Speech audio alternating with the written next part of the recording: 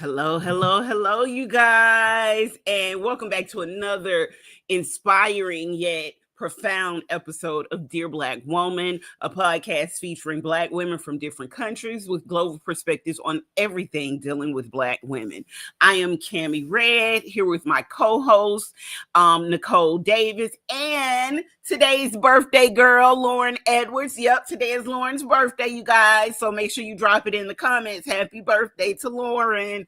All right, today we are diving into a topic that is at the heart of everything we do: the role of community. In this episode, we're going to explore how community shapes our lives, fosters support and creates opportunity for growth, from addressing mental health within the Black communities to discussing how Black women can uplift Black men. We'll look at all of the collective strength it takes to overcome challenges, celebrate our heritage. It's a conversation about connection, advocacy, and how community can transform lives. So let's get into it and take a moment to also celebrate Lauren's special day along the way. Hello, my friend. Hello. Is it me you're looking for? Happy birthday. How did you turn? 26? Oh, yeah. I'm taking it. 26.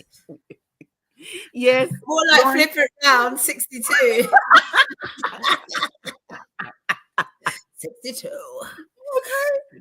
Listen, no, Lauren, you and I both have grown kids and we look the same age as our kids. So we're great. Thank you, Cammie. It's just I don't know about, what's going on? Listen, I don't know about your daughter, but my son hates it when people say we look very close in age and we look like siblings instead of I embarrass her all the time, but I don't care. That's why I had my daughter, so I could embarrass her. It's quite the rite of passage, isn't it? Yeah, but Nicole isn't here. She'll actually be joining in a little later, so we look forward to that. But Lauren, we're going to be talking about community today and some things that have occurred in your life as well as in the lives of others that actually sparked.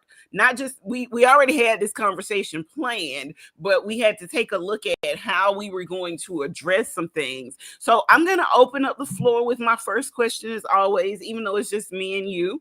But what does community mean to you, and how has it influenced your approach to supporting others, particularly within the Black community? I think community is, like, to me, a group of people that just come together without judgment. Mm-hmm. So whatever community you belong to, I think it's just that thing of just where you're not judged. That's where you feel safe. And I would say I'm part of many different communities, as well as obviously one or two, but I'd say it's where you feel safe within your space. Yeah, definitely. I'm going to have to agree with you on that. But on a broader scale, when we say community, a lot of times what I think about is, our culture, us as Black people. What role do we play within our own community as a Black woman or as a Black man? And, in these times of just uncertainty, all over the world. I know a lot of people think about the United States on the global level, but I don't really necessarily just think about the United States. I think about all over the world. Yeah, and I would say, there's so many different things that are happening in our community, and all happening all at once. Yeah. And it's as a result of a massive buildup of trauma and things that we've been through over decades. This is not something that's just sort of popped up, and one of those is mental health, all the stigmas. And we've been talking about stigmas from the very beginning of this podcast. So it's been building up for generations and generations, and I think social media and what's happening with new technology, etc., has brought it to its head, if you know what I mean. Which is absolutely, in a negative and in a positive way. Exactly. So you get to see all of the things that are wrong, and that can cause social anxiety, that can cause re-traumatizing yourself. But the beautiful part about what, and I'm always when it comes to social media on this podcast.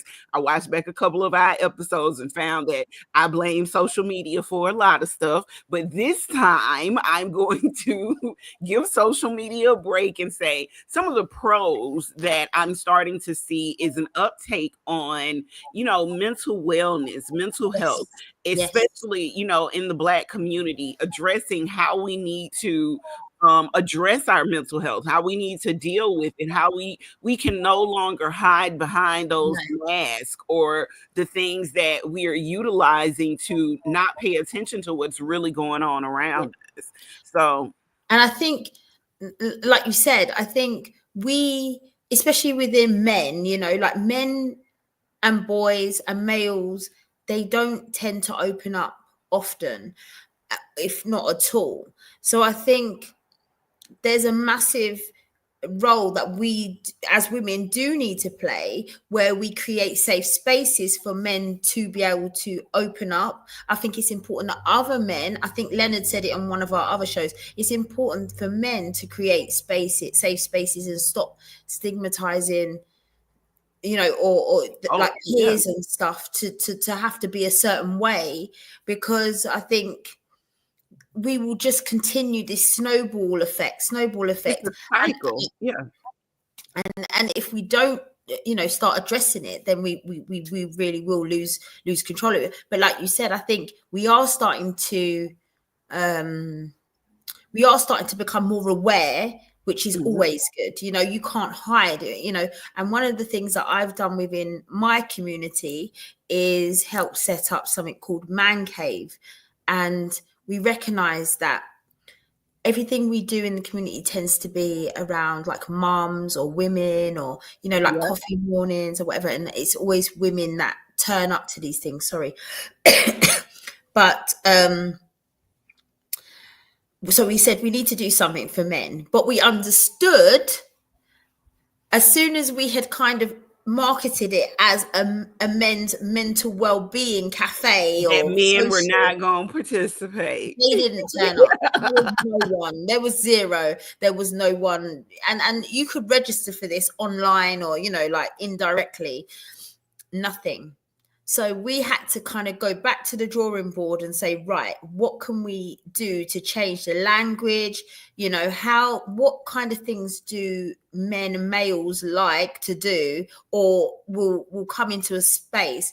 So we changed it to like a poker night. We changed it to like boxing, football, sports going to be on, just things. And actually, the uptake, especially for poker night, was just, very, very different. Like, yeah, signing up, sign. And then what we found is when they're in the door, you can they you can establish and set up those build conversations. those relationships. Yeah.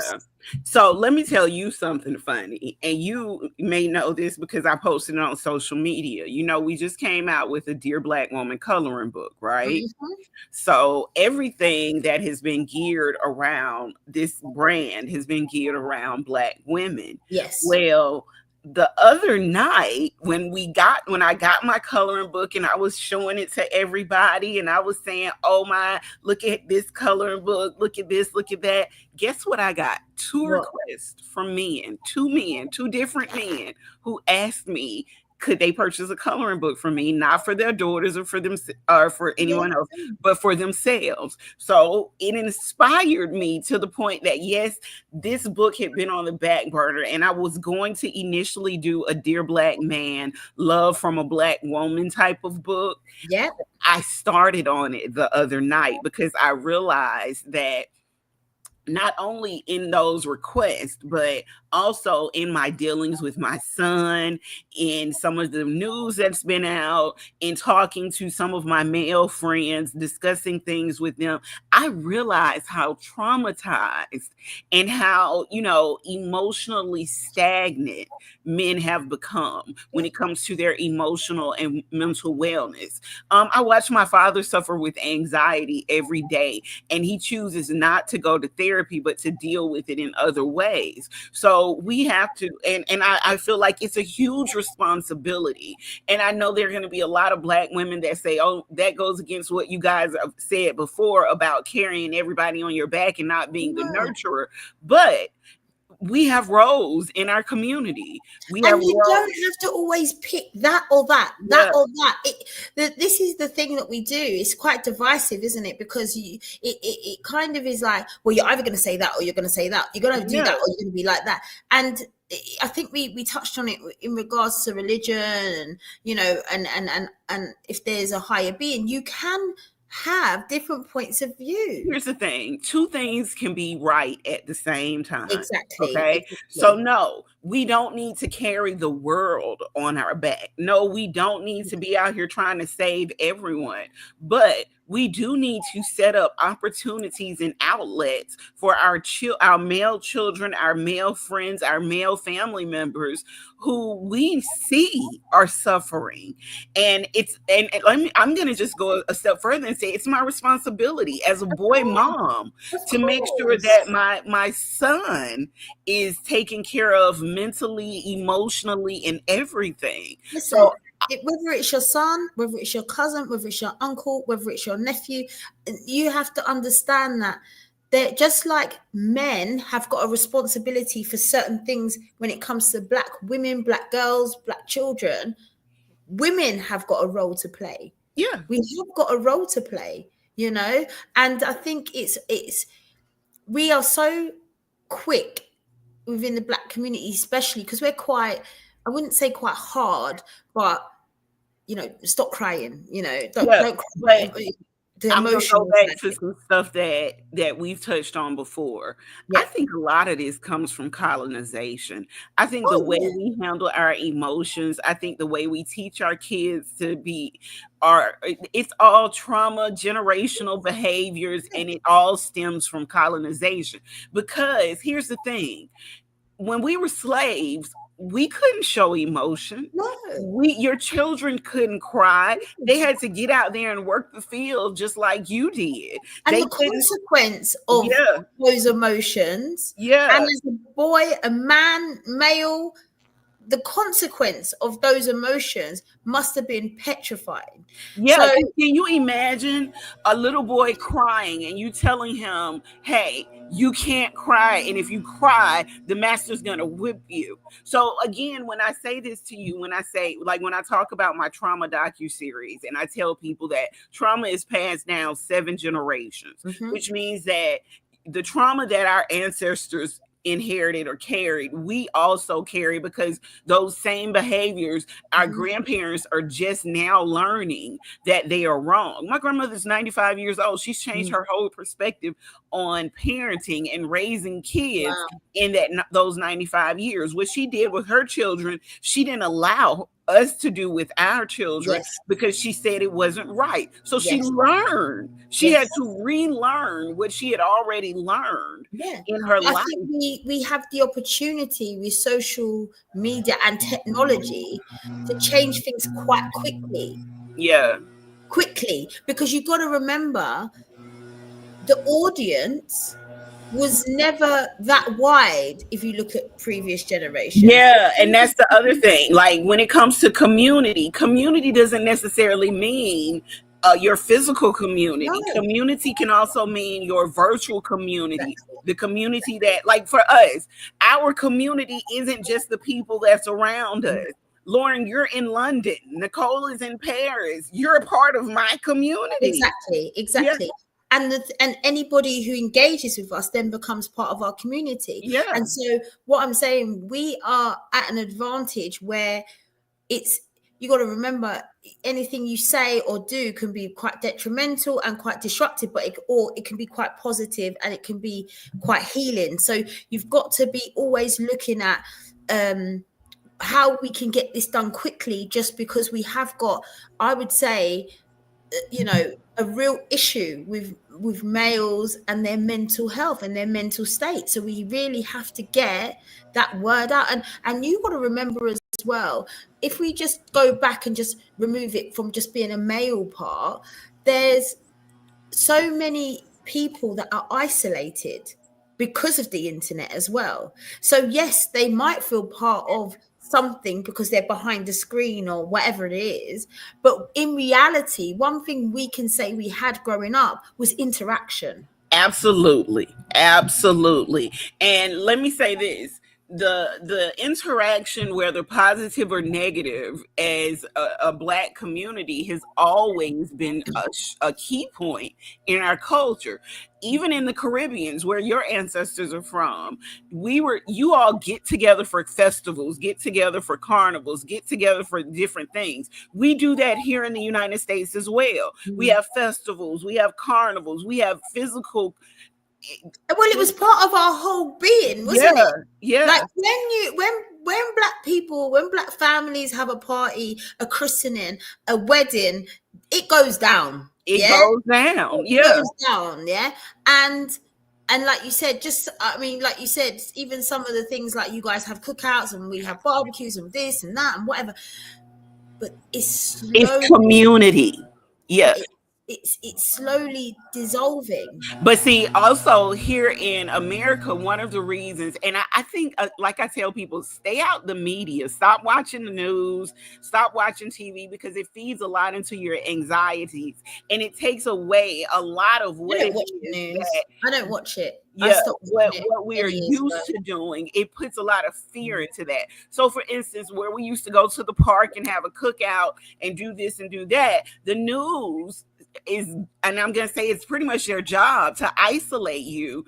That is what they've done. They will isolate you so that you stay home and you feel like, oh my God, if I go to the park, I'm going to get This is shot gonna and happen. killed. Yeah, this something bad is going to happen. And the thing is, these things have been happening for centuries. However, we have more access to it, and with Yeah. access, it's fear, and with fear, it stops people from doing things. So even during like the pandemic, and it was like, you know, we was told you're not allowed to go here, you're not allowed to do that, you're not allowed to do. I was like, no, you're not going to take away what. Yeah, like come on now. What it did was it fed into people's fears for being social, for being part of a physical Exactly, community. And exactly. that became the thing that we relied on heavily. So now you hear people still talking about COVID, and that instantly invokes fear into some If people's I mind. cough, I've got a really bad cough at the moment. Yeah. If I cough, you should see how people.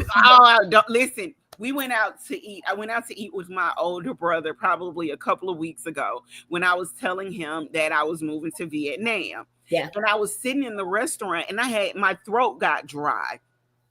Not because I had a cold, but you know how you have moments where your throat might get dry. And Yeah, I, yeah, yeah. I Normally, reached when I haven't had an alcoholic beverage, yes, yeah. So I reached for my water, and you know it takes a minute for it to do all. So I coughed. I said, I covered my mouth, but do you know how many people turned around when I coughed? Literally, I'm surprised they didn't wrestle you to the ground and Yeah. wrap something around your face. But that's fear and that's stigma. That's keeping us away from building communities with others. My Yes. business partner talked to me about him walking through the airport from California to Texas, and he was saying, Cammy, he said the crazy part is these people are still wearing masks, even though they've been told that the masks actually are more harmful than not wearing the mask. He said, so it doesn't matter. People are going to feed on their fears regardless. And I say, I always have this image of like these uber rich Illuminati sort of type of people having cameras watching us all laughing their asses off. yeah, Like we're just doing whatever they like. like I you just, research subjects or something. you Yeah, know, like, have you seen that film, Rat Race? Is it Rat Race? yes, With, like, not with just people. that one. There's another one. What's his name? Jim Carrey played in a What's that? long time ago, and I can't remember the name of it. Where he was this guy, and this entire world was built around him, and he was the only one that didn't know that this world was fake. And that, you know, beyond the water, beyond that, it was all just a set. He was raised in this world. Everything was That's actually, what I feel like. This yeah. is what I'm saying to you. And there's some people just there laughing their asses. Let's see if we can invent something, and let's see what assholes are going to really suck this up now this week. Yeah. And that's exactly what they do. Like, even with, okay, so I'm going to go as far as saying, even with our political races and what just recently happened in the United States, okay, everything that Trump ran on was fear based, okay? So what he knew is that people react to their fears more so than they think logically. Exactly. Yeah. So, Logic. Oh no, don't do that.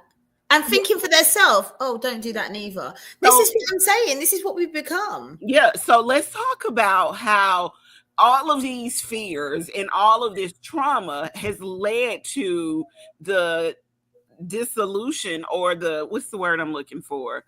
The what does it do? Oh, I'll figure out the word in a few You minutes. know what? It's funny because I think I know where you're going with it, but I work heavily in the community, and some of the Mhm. communities I work in are really diverse. And when I mean diverse, I mean you've got kind of I don't know how you'd explain them without, I don't want to like sound racist, but you've got kind of an old-fashioned white English kind of I think over where you live they'd call them maybe like rednecks, right? Yeah. Yep. Yep. Yeah. Yep. Yep. So you've got like people like that, and you where the area is that I work quite a lot in, you have got a lot of Eastern Europeans that have come over, and you've got a lot of maybe Indians. Mm-hmm. It's a very mixed culture, but a very fragmented culture Yes. Yes.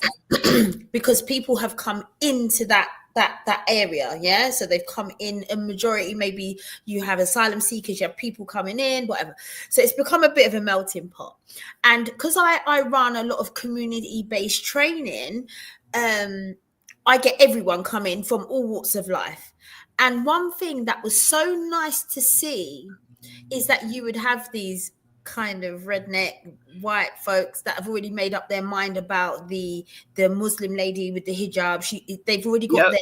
they've all Yep. got it. Yep. But in my classrooms, they are all the same, and actually they're all going through the same thing. Thing. Yeah. Yeah. And actually, it's so nice to hear that some of them are really honest, saying, you know, I didn't like them before, or I didn't like those people coming in and, you know, whatever.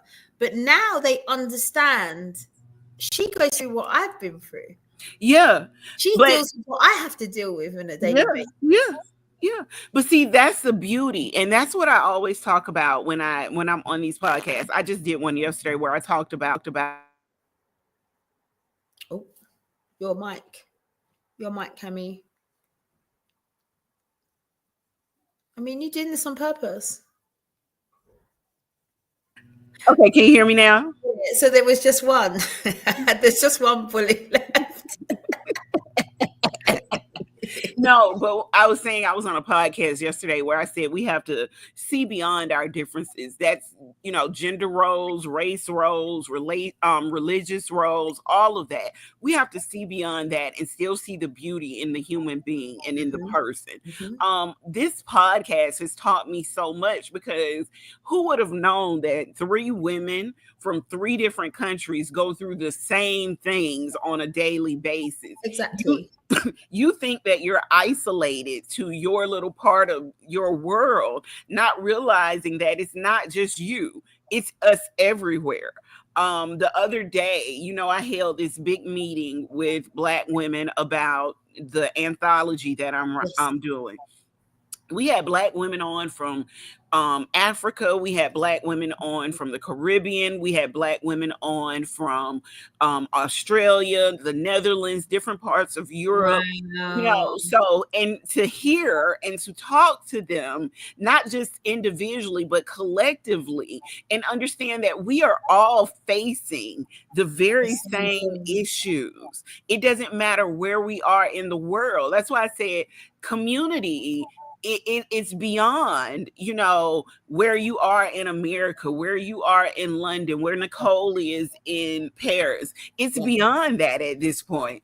And some of the things that we've been affected with, especially you this week, we have to think about on a global level because of some of the stuff that you were going through. And I was saying, hey Lauren, I'm noticing an uptake in this. I'm noticing that it's not just, it's everywhere now. And I'm not gonna give your business, but I'm gonna say what I've been researching is the black male and suicide and what is causing this uptake in young boys to decide to take their own lives. And it first started, I started to actually realize it when the actress Regina King's son took his life. And we all asked the question, well, why did he do it? And then I started to follow, a couple of stories where I had seen black males take their own lives in Mhm. between a certain age group of 25 to about 35. Roy Jones Jr., the boxer, his son did the same thing the day before his birthday. Mhm. So, it was like, okay, first of all, we're seeing this in a area of people who have resources and the ability to get the help and stuff that they need. So my other my other research went into the areas where people don't have resources and don't have the ability to get the help that they need. Now, let me just be very clear with you on something. There is no research and there is no data out here that has been done by any of the CDC, Harvard Medical, any Mhm. of these things that deal with that. But from what I've learned and from what I've read and from all of my research, this has been on the rise for the past, I want to say, 5 years. So my question is, what do we do as a community to save our boys? Because I think that's such a good question. And it does start from them being boys, because boys then turn into men, right? yep, And then this is yep, what's happening. That it carries through. And I think one of the things that I done this week with my son, normally, it's very much, if he does something that he shouldn't or misbehaves, I'm there with my wagging finger, and I'm being very kind of you're just that. being the authoritative parent. Yes. And I wanted to try something different this week. And I wanted to sit down and I got a pen and paper and I said, you tell me how you feel. You tell me what happened. You tell me, why did you do what you did? And actually, I saw a different child because he had the opportunity, he had the stage, he had the ability to be able to just express himself without any judgment. And I just listened. Yeah. And that in itself, I think, is quite powerful, or I saw that it was quite powerful. And I think it's all very well when we as parents or mothers just do that, but I think the wider community has to learn to do that as well. And if you start creating all these avenues for our boys and our men, then it becomes a lot more normal. Yeah. So if he could go and speak to his friends about how he's feeling, or go and speak to an uncle, or then go and speak to a professional, or then anywhere he goes, he feels safe to open up and be who he wants to be, then that is how we start to have healthier men, but healthier relationships. Because could you Yeah. imagine if we start raising these boys to be emotionally intelligent, then we then create better relationships for future generations, I think. I absolutely agree with you on that. And we have to take and let me just say this. It's okay for us to come up with the idea and do, put all of this into action, but we also have to think about the fact that we need to allow men to run these spaces. as well. We need to allow our male counterparts to be available, but we have to work with them getting healing first and work on them, doing things to better themselves, because a lot of them carry around a lot of toxic ideas, a lot of toxic behaviors, a lot of toxic things that could be detrimental to the development of a younger gentleman or a younger boy. So Exactly. we've got to work with them on, Yeah, and I think otherwise you end up with the blind leading the blind. exactly. We've seen many a times where you get men running these groups that are not healed themselves. And when we talk about healing, like they weren't raised in that situation themselves. So that's why I say there's a lot of work to be done down the line, Yeah. because I don't know how much we can really salvage of generations of our age, as we can help. And I think we can start to understand, but I think it's definitely going to be for the younger generations coming up. There's a lot of work to do. And I think, as you said before, Cami, we've also got to look at the balance of how much is actually going into our children as a whole. Because I think we said about, the iPads and the technology, we're just like, go on your iPad, go on your technology, go and watch your TV, go and do this, go. So we have time for ourselves. And that's also being replaced by parenting. I was So just going to say, so the dissolving of community is what I was looking for earlier. Yes. It has a lot to do with media, not just social media, but no, media period. It's yes, the phones, it's the iPads, yes, it's the TVs, it's yeah, all of that. Because now the videos and YouTube are raising our children, but they're also distracting us. yes. So we spend a lot more time on our phones, on our iPads, on our devices, Mhm. watching TV, doing all of this, but we don't spend a lot of time creating community. We don't No. spend a lot of time. Like it dawned on me that, I don't know too many families that still sit down at the table together and have dinner. No, And mm, that's really, yeah, another. I do believe that there's the outer I don't know, I wouldn't say the outer force, but the outside influence has made us not be able to afford to do it anymore, Cami.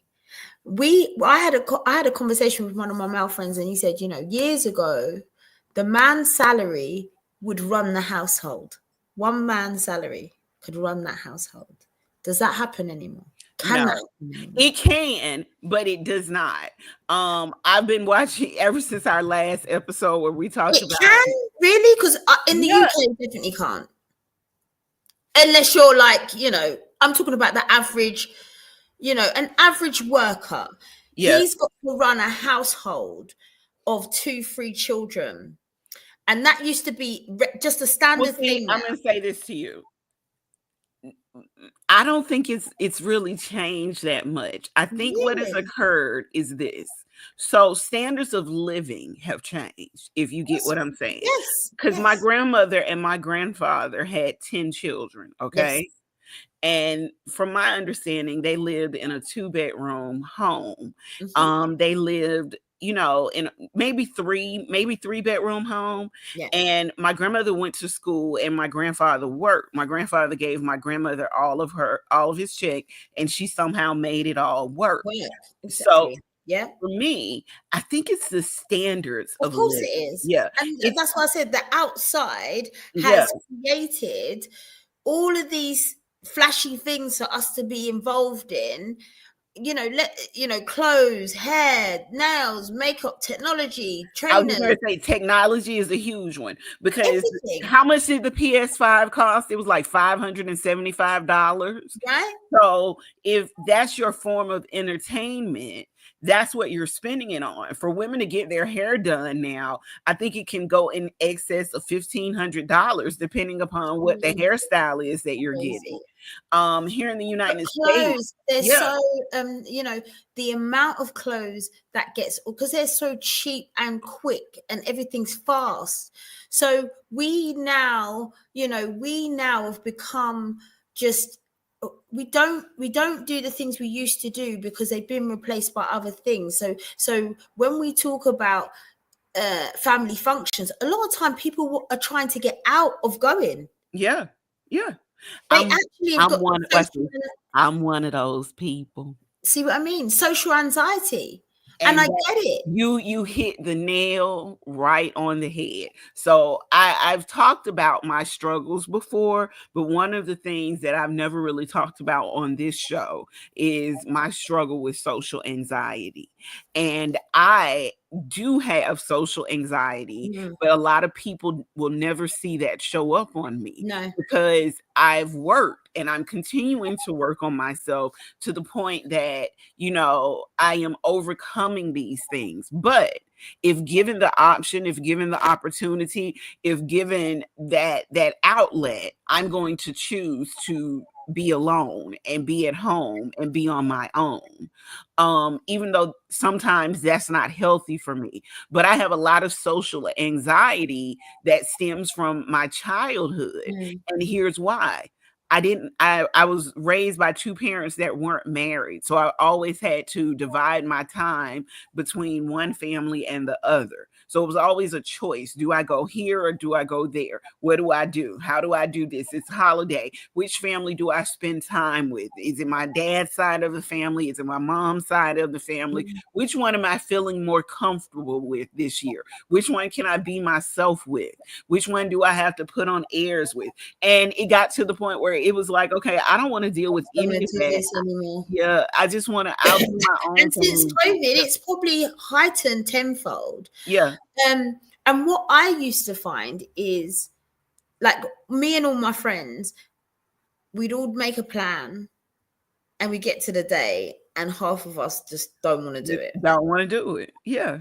But what I did find is if I forced myself to, I'd have a You really good have time. the ball. You have a ball. You have the time of your So life. Yeah. it's one of those things where we conjure up so much in our heads that we're like, oh my god, I don't want to go. But shall I tell you why? What are we gonna wear? What's our hair gonna look like? What do we tell people? What's this? What's that? And that's what all comes before actually getting there. And I'm going to say this. Sometimes we avoid situations because we don't want people to ask us about our own lives. Exactly. Like when it comes to being in a community, what you find is that your community cares.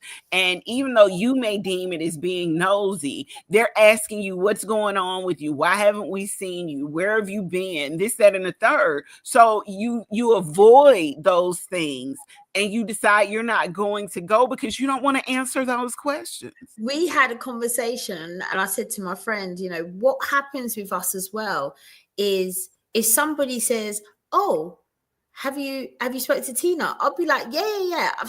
But it dawned on me, I might not have seen Tina for 4 years. Yeah. But because I've texted her and she's texted me, that means nothing. I don't know if she's having a breakdown somewhere or not. You just know what she told you. All right, Lauren, give me a minute. We're going to take a moment for a commercial break really cool. quickly, and then we're going to come back and finish our conversation. Perfect. Dear Black woman, this is my gift to you. Life throws many challenges our way, but within these pages, you'll find love, strength, and empowerment. These letters are written to uplift your spirit, celebrate your resilience, and remind you of your worth. Every letter speaks to your soul, offering encouragement, support, and a reminder that you are never alone in this journey. These words are crafted to inspire you to embrace your path, find joy in your growth, and shine brightly in your truth. Dear Black woman, this is for you. Read it, feel it, live it. Love, Cammie Red. Now that we're back, you guys, if you'd like to advertise your business or brand on our podcast, please hit us up on dearblackwoman.me and send us a little message, and we will get in contact with you so that we can play your commercial, your video, or add your information to our intro and outro version of our show. Now, back to what we were saying, Lauren, about community and just how, like, you may not see a person, but technology has made it so easy for you to believe that you're in contact with that person, and we don't necessarily deal with the fact that we haven't seen those people, talk to those people, No, put but our we've hands trained our brain. yeah, Trained our brain to trick us to think that we know how that person is, because maybe we've seen them post on social media, maybe we've hit them up quickly on a text or a WhatsApp or whatever it is, just to say hi. But really, you never really know until you actually see the whites of people's eyes. yeah, And that's the truth. Because even when me and you, or you, Nicole, anybody on these kind of platforms, we put on our best, and then we might shut off and we don't know what's going on. I don't know what's going on with your, it's when people used to say you well, don't. that's not necessarily true.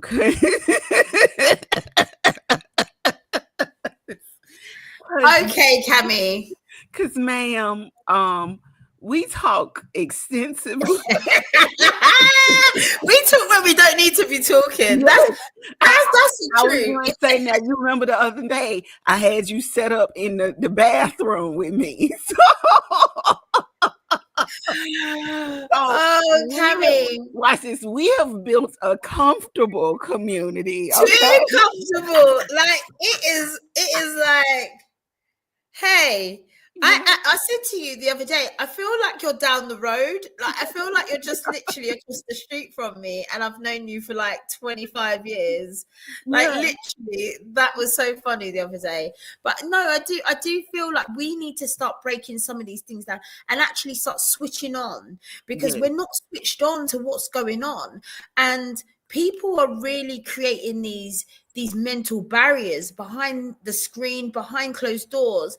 And that's why I continue to be in the community, because I think it helps me as well as helping them. It does. By hearing their stories, it helps me feel good. And I think the moment you start withdrawing, there's loads of times I don't want to go out, and especially in the UK, it's cold, it's miserable, it's wet, it's just not nice. But I think it's really important. It really is important, because it can be the difference between you picking up on something that's really important going on in someone's life to when you don't. And I've noticed that. I've met people before and just asked the question, "Are you all right?" Yep. And that in itself was enough to just bring out whatever tide of stuff. If we're on here and you say, "Are you all right?" I might say, "Yeah, I'm fine." And then that's it. Yeah.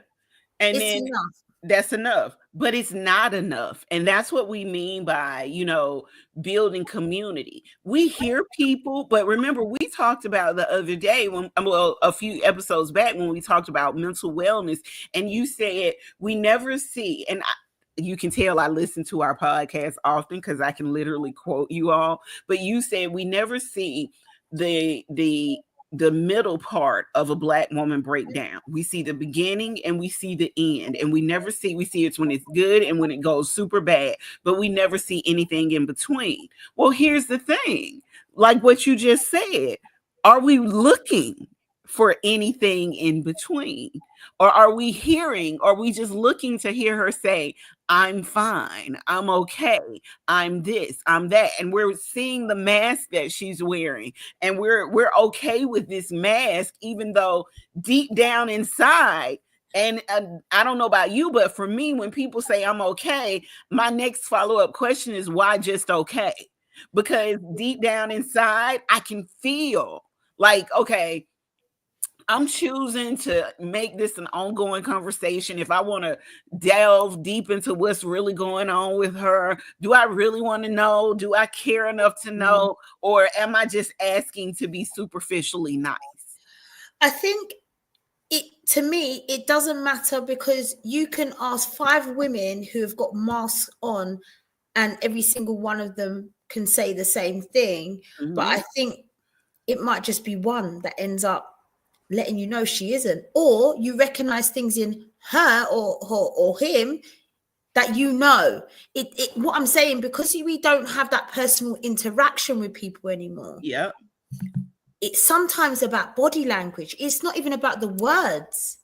It could be the body language. It could be the facial expressions. It could be, the temperament. It could be so many other things other than just the words. So I think what we need to learn to do is have more interaction with people, because that and not the screen is the barrier. The screen, it allows us to be whatever we want it to people to be, see us as. Yeah, it is. That's why when we talked about relationships and I talked about social media being a falsehood, it's fooling us into believing people lead these immensely happy and fruitful and abundantly well lives, and then you get on the flip side of their camera and they homeless and sleeping on the couch and doing this, that, and the third. So no. But what I have found in hosting like these virtual trauma-based things that we've been doing is that there are people who are ashamed of what they've gone through. So they don't want to share it. But the minute they hear someone else tell their story, especially in a community-based type of situation, they'll go ahead and say, you know what? I wasn't going to say this, but I understand and I feel the same way too. And this has happened to me. And then you start to look and you're saying like, well, for the past 3 weeks, I've been asking you what's going on with you. And for the past 3 weeks, you've been telling me. Yeah. It's that right connection. This is what I say. We run a domestic violence course, and the women that signed up to the domestic violence course all was like, yeah, I really want to do this course because I really want to be able to help people. Okay. You find that the people that they want to help is themselves. But then no one's going to go in and say, I'm a victim of domestic violence. Nobody. But what the tutor found is they started, oh, okay. Oh, you,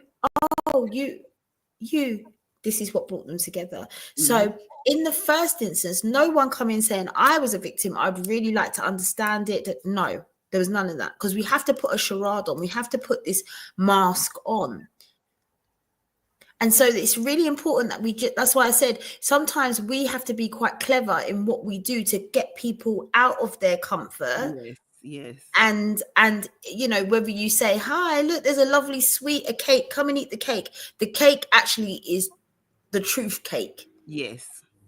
But we haven't told them you're going to eat the truth cake. So that's why it's really important we continue to do this. That goes back to what you were saying about your man cave project. How when you guys first initially started, you were telling men that we're going to do this for mental wellness. We're going to do this for emotional wellness. And they weren't interested. They weren't even signing up. And they had no desire to sign up. They weren't interested in any of that. But the minute you changed the perspective and said, well, we're going to do poker night and we're going to serve refreshments, and you never mentioned anything about the topic of conversation that was going to take place, their mindset said, oh, okay, well, I'm going to go play poker, not realizing that poker was just there to entice me to come along. The conversations happen once you're there. Yep. Because what we done quite strategically is, while the poker's playing, the guys who were running the actual program, would plant little seeds of conversation. So they probably add something like, they'd hit it, lay out a card and say, so has anyone ever experienced anything like this before, and tell a personal story where they're talking about a relationship with their wives or relationship with a significant other. And then next thing you know, you got every man at the table discussing their opinion on it. Yeah. And going back and forth. Yeah. And it's important. And we also said that, I don't know if it's probably happened. One thing that we used to have a lot of in the UK, our grandparents very much so, is they had domino night and things like, so the men would have their little domino night. It was their night, you know, it was their night. They would go to the social club and that was their thing. And I think that was their outlet. But they don't have it anymore. Men don't get together like that anymore. They don't. Unless maybe they might, I'd say, go to like a bar or something. But then even that, it doesn't really happen like that anymore. Yeah, and if I'm being honest with you, having situations where you mix alcohol with different conversations, then honesty is not really taking It's place. not real. Yeah, It it's goes not from real. being that to just going left. So I think there were certain things that used to happen here when you're looking at the older community. They'd go and they'd play dominoes. So, you know, granddad on a Friday night, he comes in, he has his dinner, whatever, and he goes, you know, I'm going down to the domino club. That's me, yeah? And he'd be down there for hours. But when they're down there, it's their way of being able to be, to you talk know, with other men, to have communication with other men, to be in Congress with other men. And let me tell you something. Okay, so my homeboy sent me an ad last night that was on, and you'll see when I get to the end of this story why I brought this up. That was on Instagram, and it was talking about men spooning and all of this stuff, and how men want to be held and this, that, and the third. But the way they did it, it created a stigma right. amongst men. So it almost challenged their masculinity and their manhood and things like that. And what we have to get away from is when men want to be emotional, when men want to be vulnerable, when men want to be held, that's okay. And society and social media are the ones feeding toxic masculinity into these situations. Like I didn't think about it until he sent it to me, and he was like, "Oh, don't ever spoon me like that." And I was like, "Wait a minute, let's back up for a minute," I because think they love it. They love it. They love all that. I was like, too late. We already did that. So like, come on. You talking about don't do it because you seeing this video and it's making it look like it's But that's what I'm saying to yeah. you. It can flip on its head in something. Listen, there are women who need comfort, and there's men that need comfort. I don't think it's any problem for a No. man to want to be hugged, to want to No. be held as his woman, as his counterpart, or whatever I am in his life. Even as a sister, I will give you a hug because if you need it, you just need it. Because it's the same with us. Listen, I raised my son. I'm hugging him all the. We got to remember, we're mums. We hug our boys. We give them kisses. Then it's like they get to a certain age, and they're not expected to want to have this emotion anymore. My This son connection. is 25. If I go in for a hug, he like, Mom, stop, Mom.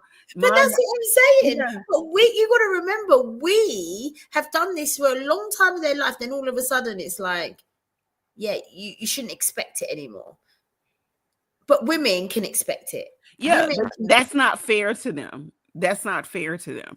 And that's really what we've been talking about, to be completely honest, is what role do we play in these communities? How can we not only heal ourselves as women and heal little girls that's coming up, but also heal our boys, heal our men, help in the role of healing our community, period. Because like I said, this is 7 generations in the making that we're dealing with right now. This isn't something that just came about. This comes from your great grandmother telling your uncle, little boys don't cry, get up, fix your face. That's not what you're supposed to do. How many of us, and when I say us, I'm talking to women in general, how many of us have said that to boys? Everybody may not be guilty of it, but just think about, like, you know, how many times has that literally popped into your head just unconsciously speaking? It happens. And what I'm saying is, like, my son plays soccer, football, and you see parents, especially the dads, if the boys get knocked over or hit or, you know, get up, you see it. And the boys are crying. They're little boys. They're like 6 and 7 years old, crying because they've been smacked in the mouth or punched or kicked or whatever it is. And you're seeing the dads get up. And you're like, what are we doing to our kids? Yeah, we're creating little robots and then wondering why when they get to a certain age, And they're desensitized. They have no emotional intelligence. They have no, they have no empathy towards other people. That's our fault. And we keep blaming it on things like video games. But it's not, it's us. And the crazy part is we recognize it in our own lives, but don't recognize what we're doing to our kids. Yes. So again, in the role of community, we literally have to start being responsible, not only for our own healing, but for the trauma and the things that we inflict on our children as well. Because again, it's 7 generations in the making. That means that your grandfathers, your great-grandfathers, your great-great-grandfathers, your great-great-great-grandfathers, your great-great-great-great-great-grandfathers, your great-great-great-great-great-grandfathers' trauma is on your back right now. And but are you going to... We have now the resource and the understanding and the education to now do something about it. Yeah.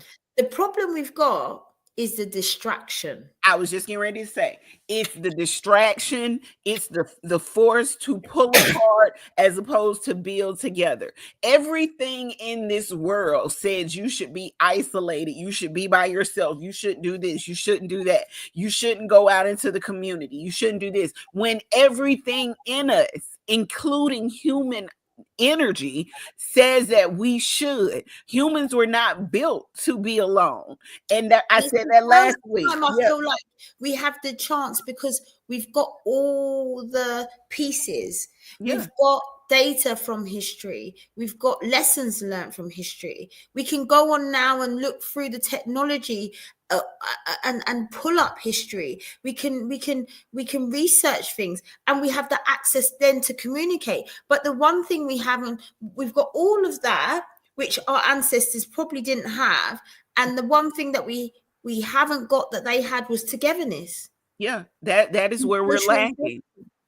We have come to that point where we no longer have the need, the desire. And the crazy part is it's such a blame game though, because now when you say, oh, I don't want to go to this family function because of this auntie and what this auntie did to me when I was little.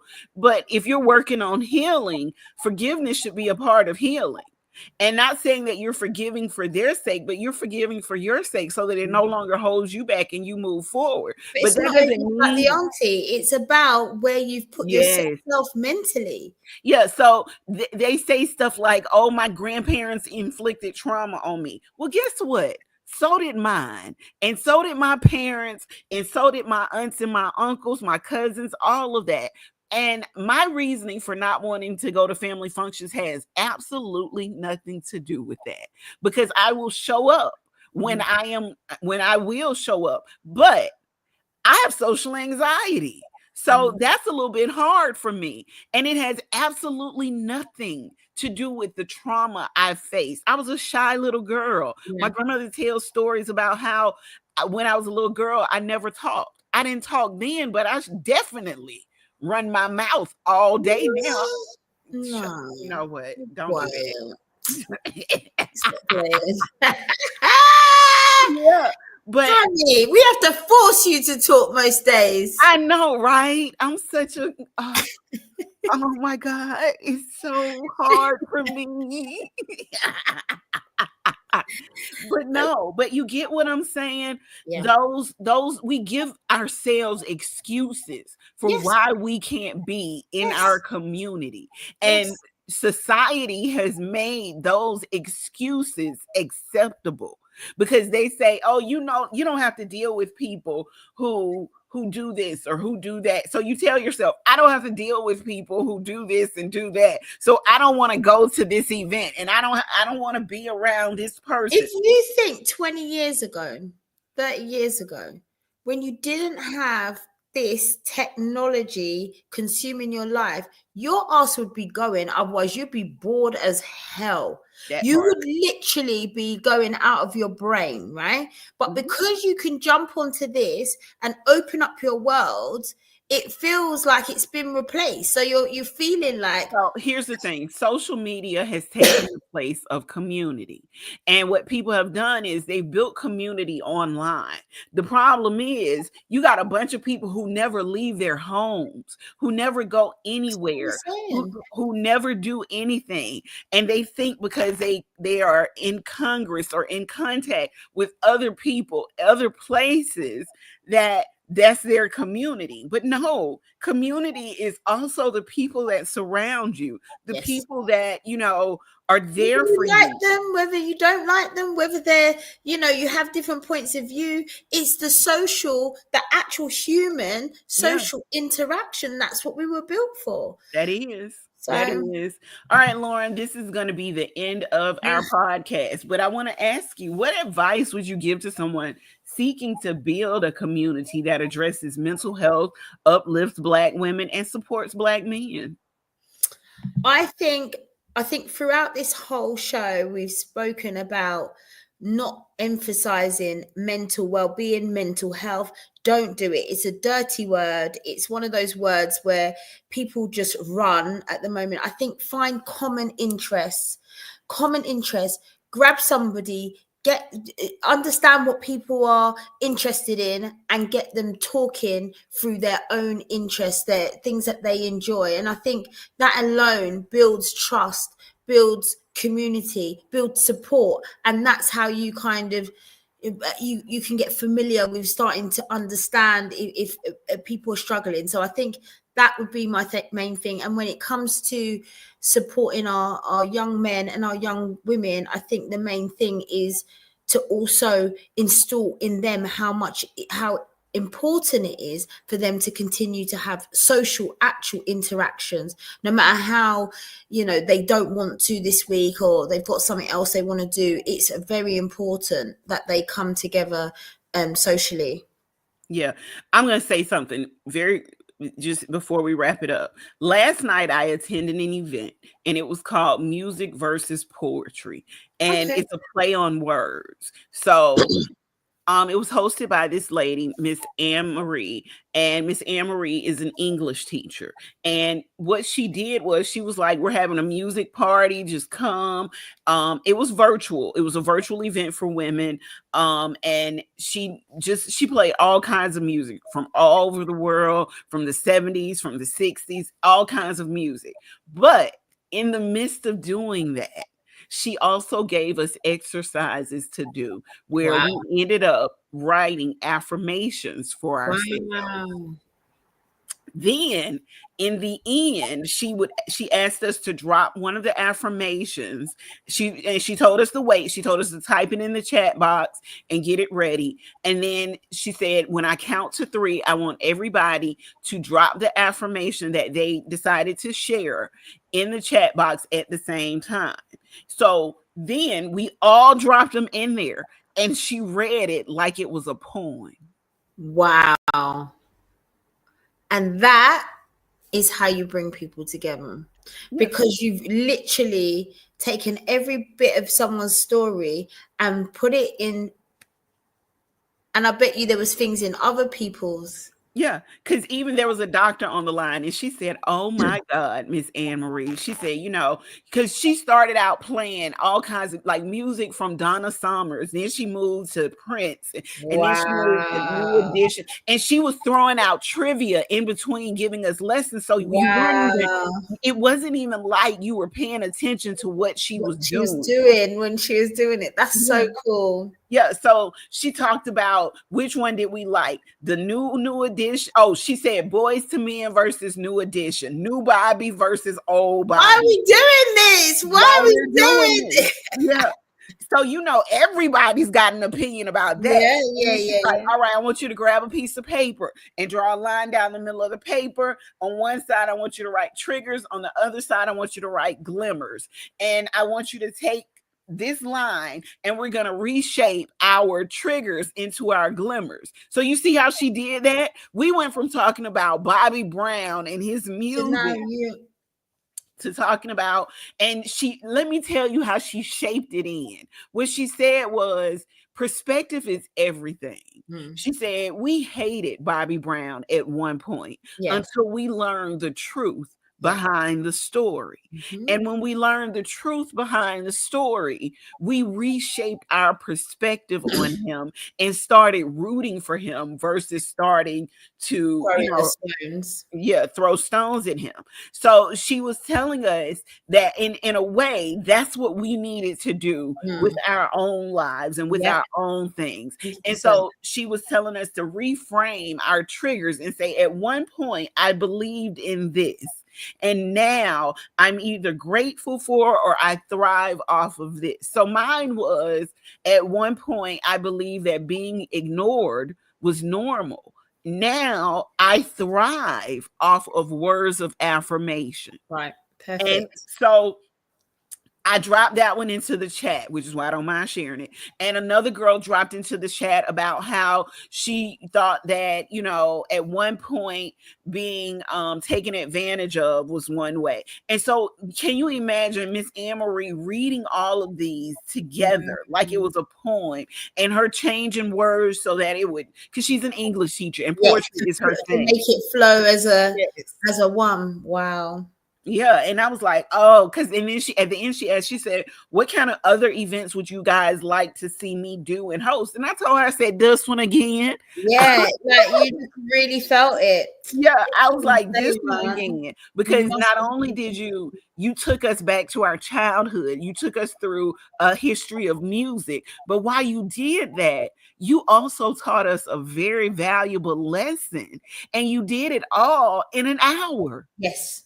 And fun in a fun way. Yes, in a very fun way. Because can you imagine listening to Donna Summer's Last Oh Dance, man. and you just you sitting there writing, and next thing you Using know, your you just like, style. what? Yeah. Oh, And I then love that she music. played Prince. Oh my God! Listen, I'm a huge fan of Prince. I don't care what song you put on a Prince. Prince is Yeah, on I'm a whole singing. nother level. She went back to Purple Rain and she did I Will Die for You. So you know, me being my age, and let me just say this, it was a diverse group of people. It was people from their 60s, people in their 70s, people in their 30s, people in their 20s, people in their 40s, my age group. So Oh. I'm sitting up there, I'm like, I will die for you. I was like, yeah, I'm doing the hand movements and everything, Lauren, and not realizing that all of She's got this, her own thing that's going on because you guys are in your own world. yeah. So just those type of community-based things. It's okay to do virtual Of events, course. but what another thing I learned from Miss Anne Marie is that she does this in person. She does poetry slams. So if you guys signed up for the book anthology, you saw where one of the questions was, would you be interested in participating in a poetry slam? The reason why is because that was Miss Anne Marie's idea. She hit me, first of all, us turning the book into a monologue play, and then allowing some of the Mm. women to do poetry was all Miss Anne Marie. Okay. So like I said, building a community can be beneficial for us as Black Yes. women, Yes. as Black people, as women, period. And we have to, what I think we need to do is learn how to stretch these branches out a little bit further. There are 100%. some men that are doing this, but we need to get a lot more men in our age group into doing these things for boys, and not just like, not just for boys, for other men as well. Yeah. So But I think, like I said, it's we have a duty of care to do this to young boys and girls, and men have the duty of care to do it to young boys and young girls. And yeah, if you work together, that's how you build a community, and a strong, healthy community. at that, very true. All right, you guys, Lauren and I have had we've had a very great conversation, even Yeah. though Somebody has accused Lauren and I of being conversational bullies. It was only Lauren and me here today, so we didn't have a choice but to talk, okay? However, next week, Nicole will be back to the show. And what is our topic for next week? Let me pull that up so we can tell everybody. Next week's topic is, today is Lauren's birthday, so everybody tell Lauren happy birthday as well. Yeah, thank you. All right. So next week is also Thanksgiving here in the United States, but we will still be recording our podcast as we always do. And our topic will be self-care rituals. So if you are someone who specializes in self-care rituals, if you would like to be a part of I need to know, please come on, because I need some tips. If you'd like to be a part of the podcast, go to our website, www.dearblackwoman.me. And if you hit the tab that says podcast, there's a drop down where it says podcast submissions, people who be interested in being on the show. Click that link, fill out that form, and I will contact you so that you can be on the show. We look forward to speaking with you, and we look forward to hearing from you. So if you're out there and you want to, just share with us what you think of some of the things that we've talked about, we would love to hear it as well. So thank you guys for joining us for this empowering episode of Dear Black Woman. As always, we are 3 Black women from 3 different countries and cultures discussing things that affect Black women all over the world. We hope today's conversation reminded you of the importance of community, how it can uplift, support, and connect us in ways that truly transform our lives. Again, a special shout out to Lauren on her birthday. Make sure y'all put it in the comments. Happy birthday, Lauren. Thank you for being Jamie. Yes. Thank you. And you are just a bright light in this space, so we appreciate you so much.